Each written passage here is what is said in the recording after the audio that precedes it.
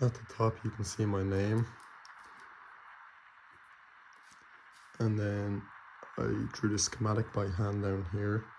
You can see this the battery going into the LED, going down into the resistor, coming back around to the battery to the negative terminal. So right now I put the long leg of the LED into this node right here, and then the smaller leg of the LED into this node, then connected my resistor leg here all the way to over here with my red wire, the live, going to the long leg of the LED, and the black going to the far right leg of the resistor. And I switch it on, you can see it turns on the LED. So I just checked off the circuits built because it all works. And I'm going to do nodes in the schematic related to the breadboard circuit nodes.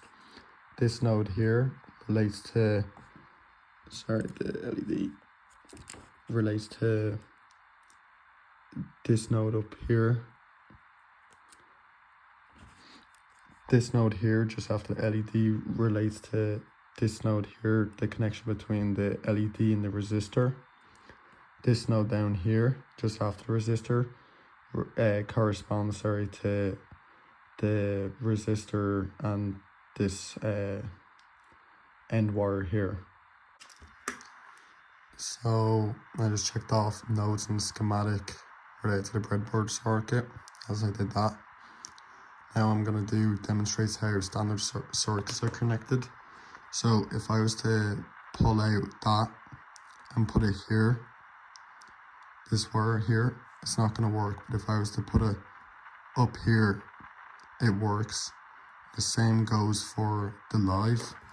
So pretty much in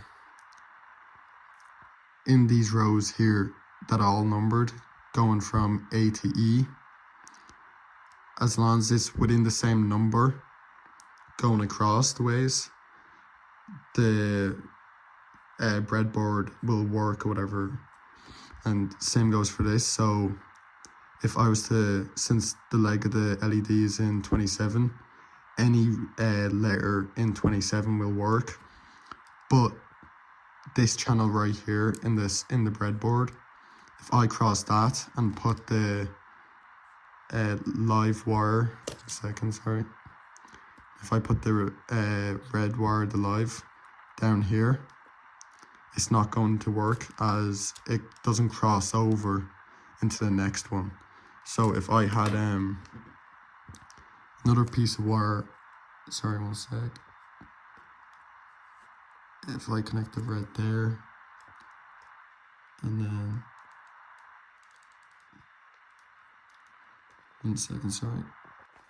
So as you can see, I put a wire in just at the long leg of the LED in 27 on this side of the breadboard, and jumped out, had the wire jump over the channel in the middle of the breadboard to 27 this side, and put the battery pack live wire into 27 on this side. So you can see how that works. But if I was to, I could also put this wire here into any of these numbers going all the way across on this side. As long as this is in the same number column as that wire, the entire circuit will work. And the same goes for the black wire here. So I demonstrated how the standard sockets are connected and checked that off. Now I'm going to demonstrate how the rail sockets are used, which is this plus going all the way down on both ends of the breadboard, and the minus. And unlike the standard sockets, they don't go length or across, they go all the way down. So the plus only works in these top sockets going all the way down, and same for up here. And the minus only works in these bottom sockets going all the way down. They don't go across here.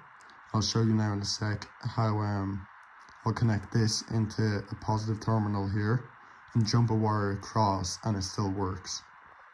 So you can see here the live wire, the red, comes down into this rail socket here into the plus, and it travels all the way up here to this wire. That wire jumps all the way across to row 27 from A to E, which goes into LED, lights that up, goes down into the resistor, comes across to row 18, goes up into this black wire, down into the negative terminal rail sockets of the breadboard, and all the way up to the black wire again, back into the battery pack. If I turn it off, back on, it all works. And that's how the rail sockets will work, and they go all the way down, all the way up. Same with the negative, whereas the standards only go across and can't jump over the canal within their breadboard. And I just checked off, demonstrates how rail sockets are connected while going back over standard circuits, and I kind of described how the current flows through the circuit. I'll go back over it.